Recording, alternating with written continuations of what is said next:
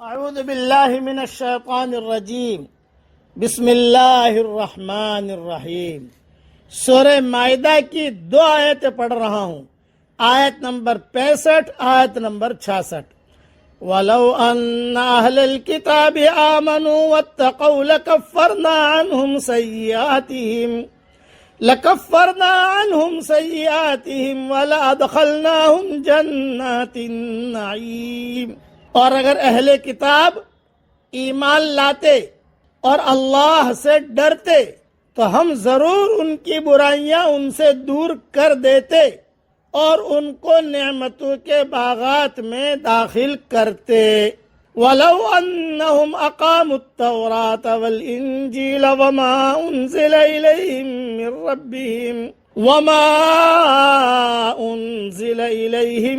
رَبِّهِمْ لَأَكَلُوا مِنْ فَوْقِهِمْ وَمِنْ تَحْتِ أَرْجُلِهِمْ۔ اور اگر وہ تورات اور انجیل کی پابندی کرتے اور اس کی جو ان پر ان کے رب کی طرف سے اتارا گیا ہے تو وہ کھاتے اپنے اوپر سے اور اپنے قدموں کے نیچے سے۔ منہم امت مقتصدہ، ایک جماعت تو ان میں سے درمیانہ روش کی ہے۔ وَكَثِيرٌ مِّنْهُمْ سَاءَ مَا يَعْمَلُونَ، لیکن زیادہ لوگ ان میں سے ایسے ہیں جو بہت برا کر رہے ہیں۔ سن لیجئے اس کی تشریح مختصر۔ یعنی تورات اور انجیل کے پابند رہنے کا مطلب ان کے ان احکام کی پابندی ہے جو ان میں انہیں دیے گئے ہیں، اور انہی میں ایک حکم آخری نبی پر ایمان لانا بھی تھا تورات انجیل میں، اور وما انزل سے مراد تمام آسمانی کتب پر ایمان لانا ہے جس میں قرآن کریم بھی شامل ہے۔ مطلب یہ ہے کہ یہ اسلام قبول کر لیتے۔ اچھا، اور یہ کہ اوپر نیچے سے کھاتے، یعنی کثرت سے انواع اور اقسام کے رزق اللہ تعالی مہیا فرماتا، یا اوپر سے مراد آسمان ہے، یا حسب ضرورت خوب بارشیں برساتا، نیچے سے مراد زمین ہے، یعنی زمین اس بارش کو اپنے اندر جذب کر کے خوب پیداوار دیتی، نتیجتاً شادابی اور خوشحالی کا دورہ ہوتا، جس طرح ایک دوسرے مقام پر فرمایا گیا ہے وَلَوْ أَنَّ أَهْلَ الْقُرَىٰ آمَنُوا وَاتَّقَوْا لَفَتَحْنَا عَلَيْهِمْ بَرَكَاتٍ مِّنَ السَّمَاءِ وَالْأَرْضِ۔ سورہ اعراف کی آیت نمبر 96۔ اگر بستیوں والے ایمان لائے ہوتے اور انہوں نے تقوی اختیار کیا ہوتا تو ہم ان پر آسمان اور زمین کے برکات کے دروازے کھول دیتے۔ بس اس کے لیے یہ آیتیں صرف یہود نصارہ کے لیے نہیں ہے، ہمارے لیے بھی ہے۔ وَلَوْ أَنَّهُمْ أَقَامُوا التَّوْرَاةَ وَالْإِنْجِيلَ، وہ ٹھیک ہے، اور ہمارے لیے اگر ہم قرآن پر عمل کریں، حضور صلی اللہ علیہ وسلم کے طریقوں پر عمل کریں تو ہم بھی اوپر سے نیچے سے کھائیں گے، خوب برکتیں ہوں گی۔ اب اس کی مختصر نصیحت سن لیجئے۔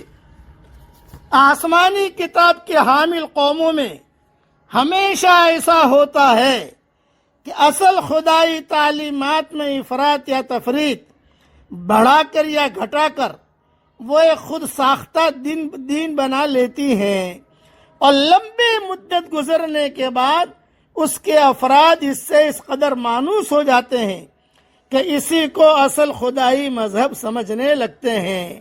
ایسی حالت میں جب خدا کا سیدھا اور سچا دین ان کے سامنے آتا ہے تو وہ اس کو اپنے لیے غیر مانوس پا کر متوحش ہوتے ہیں۔ یہود نصارہ کا یہی حال تھا، چنانچہ ان کی بہت بڑی اکثریت اسلام کی صداقت کو پانے سے قاصر رہی۔ صرف چند لوگ، مثلا نجاشی، حبشہ کا بادشاہ عبداللہ ابن سلام وغیرہ وغیرہ، جو اعتدال کی راہ پر باقی تھے، انہیں اسلام کی صداقت کو سمجھنے میں دیر نہیں لگی۔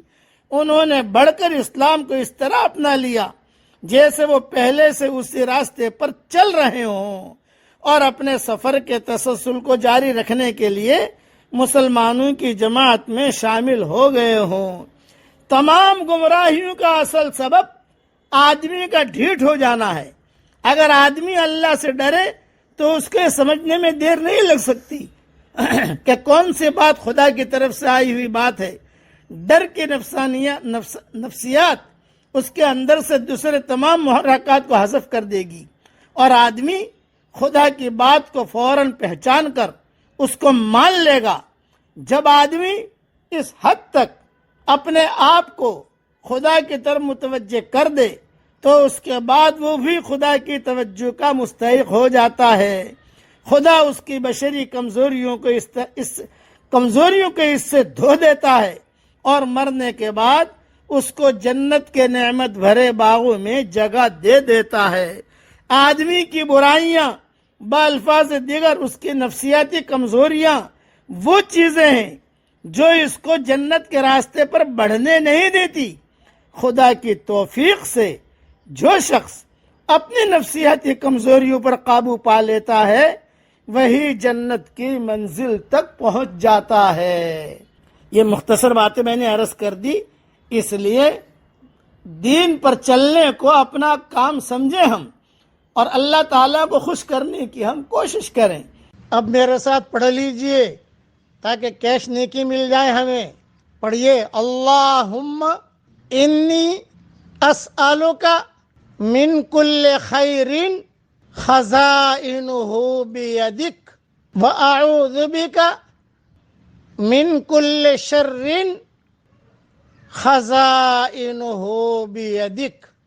اے میرے پیارے اللہ، آپ کے خزانے میں جتنی خیر ہے وہ مجھے عطا فرما، اور آپ کے خزانے میں جو برائیاں ہیں اس سے تو میری حفاظت فرما۔ آمین۔ وآخر دعوانا ان الحمد للہ رب العالمین۔